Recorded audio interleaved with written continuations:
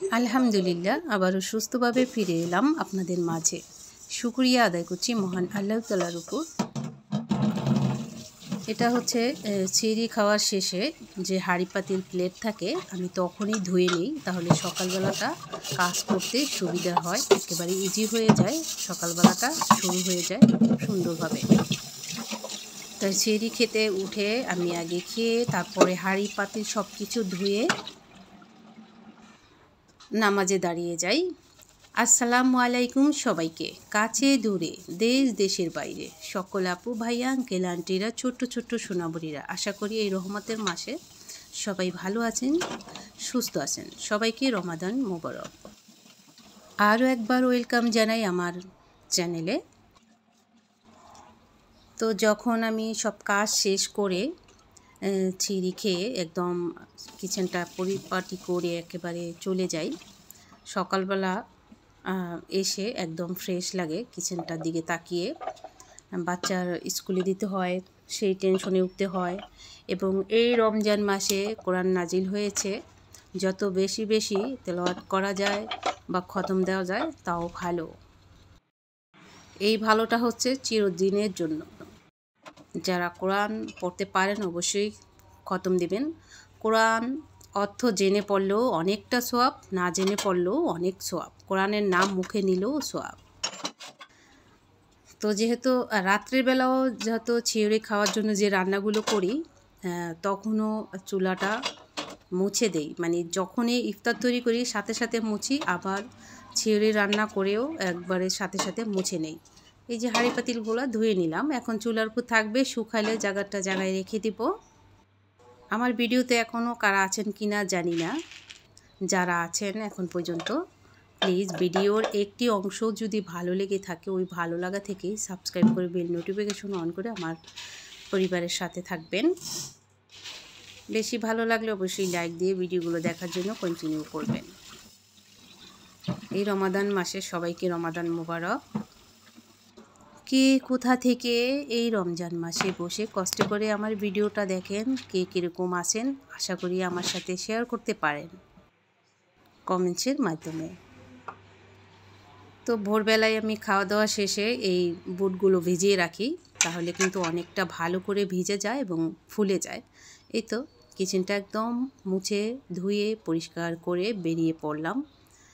তারপরেও নামাজ শেষে কিন্তু কোরআন বা আল্লাহর জিকির নিয়ে বসে থাকলে ভালো হয়। ভোরবেলা আমাদের বিশ্বনবী কিন্তু ভোরবেলায় বেশি বেশি দোয়া করতেন, ভোরবেলায় বেশি বেশি দোয়া করতে বলেছেন। আর ভোরবেলা না ঘুমিয়ে যত এই যে ফজরের নামাজ পড়ার পরে দোয়া জিকির সব কিছু কিন্তু ভীষণ কাজে লাগে। আল্লাহর নাম সবসময় ভালো, তবে ভোরবেলাটাই বিশ্বনবী পালন করতেন। না ঘুমিয়ে আল্লাহ তাআলার নাম নিয়ে জিকির করে তারপরে হয়তো ঘুমাতেন। তো এরকমটা আসলে হয় না। এই যে আমরা অনেকেই কি পালন করতে পারি, এই যে কোরআন তেলাওয়াত করব, ঘুম ভালো লাগবে না, এই জন্য ঘুমিয়ে পড়েছিলাম। আর ঘুম থেকে উঠে পড়লাম, বাচ্চা যেহেতু স্কুলে যাবে এই জন্য বাচ্চার টিফিন ওই যে ইফতার তৈরি করি তখনই একটা একটা করে রেখে দেই, আর সেই সময়ই বাচ্চার টিফিনটা রেডি থাকে, আর আমার অনেকটা ইজি হয়ে যায়। একটা একটা করে এই যে ইফতারের থেকে রেখে মাথা খাটিয়ে মনে করে সবগুলা ইফতার থেকে একটা একটা করে রেখে দিয়ে এখন আমার সকালবেলা কতটা ইজি হয়ে গেল, আর অনেকটা সময়ও বাঁচলো, না হয়তো আবার নতুন করে বাঁচতে হতো, রেডি করতে হতো। যাই হোক, এক কামে দুই কাম হয়ে গেল। ফজলে রাব্বিকে বললাম বোনকে একটু দিয়ে আসো।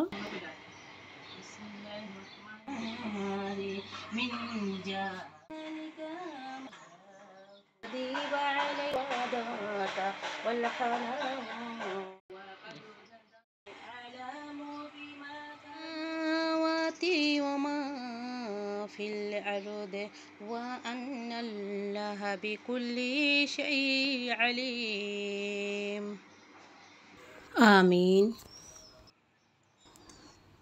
কোরআন তিলাওয়াত করার আগে আমি বিছানাগুলো গুছিয়ে নেই, সোফা এবং জিনিসপত্র মুছে নিয়ে একদম পরিপাটি করে নিয়ে কোরআন তিলাওয়াত করতে বসি।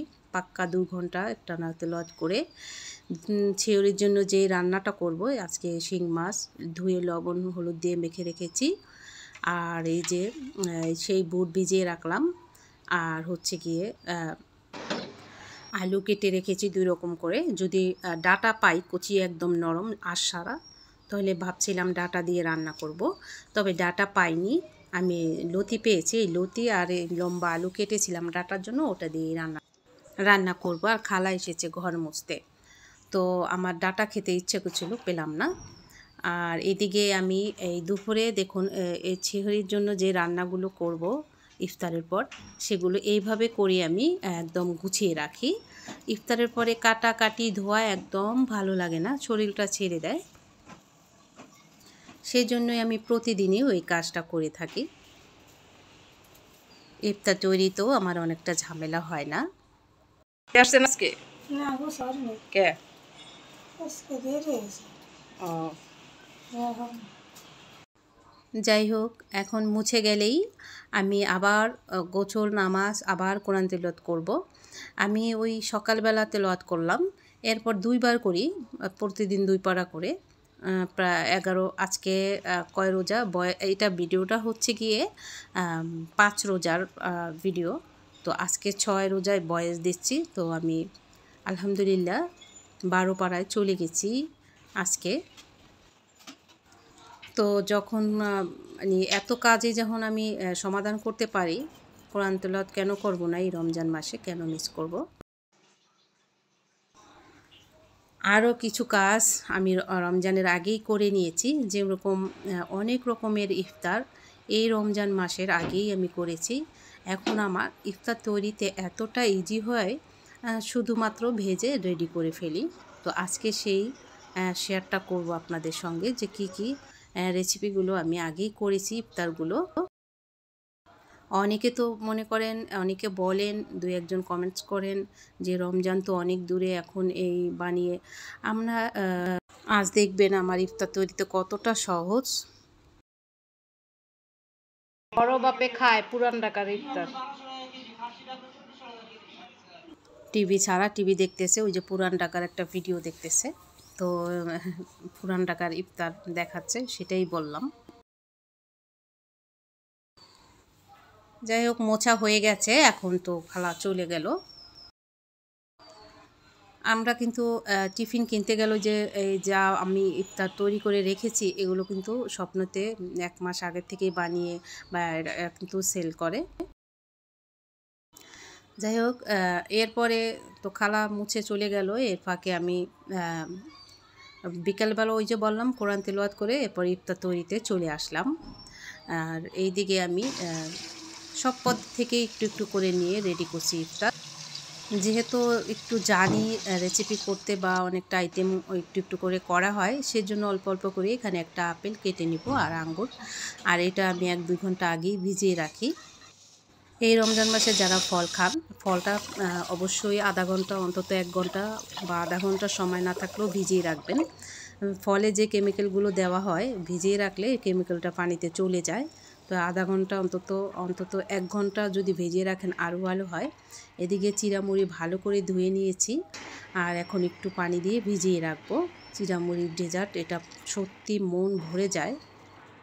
আপনি যতই ভাজা পোড়া খান না কেন, এই যে ডেজার্ট বা ফালুদা দেখিয়েছিলাম রেসিপি, আর এই যে চিড়ামুড়ির ডেজার্টটা, এইটা খেয়ে তারপরে যদি ভাজা পোড়া খান কোনো সমস্যা নেই। এই দেখুন, আমার সেই সারা মাসের কষ্টের সেই ফল ইফতারগুলো আমি রেডি করে ফ্রোজেন করেছিলাম, আর সব বের করেছি, কারণ 4টা করে সব আইটেম নিয়ে নিব ভাজতে। এখানে মাছের কাবাব, chicken nuggets, chicken ball, chicken roll এবং চিকেন সিঙ্গারা, এই সব আইটেম থেকে 4টা করে নিয়ে নিব, যেহেতু মানুষ 4 জন। এই যে দেখুন, এখন নিয়ে শুধু ভেজে উঠিয়ে নিব। তার মানে দেখুন, আগে বানিয়ে রাখলে এই রমজান মাসে কতটা কষ্ট দূর এবং ইজি হয়। যদিও বানানোর সময় তো কষ্ট হয়েছে, তবে একসাথে তো চাপ পড়ল না। এই তো ইফতার রেডি। তো আজকে এই ইফতারগুলো ঝটপট কিভাবে বানিয়ে নিলাম। আর এখানে এই যে মুড়ি আর চিড়া 1 ঘন্টা অন্তত ভিজিয়ে রাখতে হয় যদি আপনারা খান। আর ওই যে রোজার একদিন আগে হয়তোবা ওই যে আমি মিষ্টি দই বানিয়েছিলাম, আপনাদের লাস্টে আর দেখাতে পারিনি। দেখুন মাশাআল্লাহ আমার ঘরের দই, টক দই আর মিষ্টি দইও রোজার আগেই আমি বানিয়েছিলাম। এখানে কলা, দই আর খেজুরের পাতলা গুড় ছিল, কিছুটা দিয়ে দিলাম। এখানে আর চিনি দিতে হবে না, দইয়ের মিষ্টি কলার মিষ্টি তাতেই হয়ে যায়। এটা সত্যি তৃপ্তি পায়। এই তো আমার ইফতার রেডি, এখন টেবিলে নিয়ে নিব।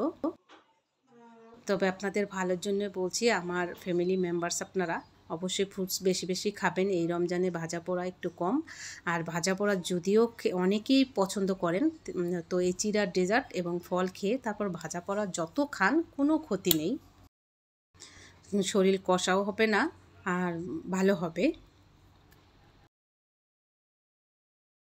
তো আমার ছেলে একটু সাহায্য করছে, শরবতটা ঢেলে নিচ্ছে। আর আমিও ওইদিকে খুবই তাড়া করে সব কিছু রেডি করলাম। কতটা ইজি, কতটা শান্তি পাই আগে ইফতার তৈরি করে। দেখুন এই জন্যই আমি ফ্রোজেন করে এভাবেই রাখি। আশা করি আপনাদের একটু হলেও বোঝাতে পারলাম যে কেন আমি আগে আগে বানাই। আর এই যে একটা করে আইসক্রিম দিয়ে দিলাম ডেজার্টে। আর ইফতার অবশ্যই আজানও দিয়ে দিচ্ছে। সবাই ভালো থাকবেন। আসসালামু আলাইকুম, আল্লাহ হাফেজ।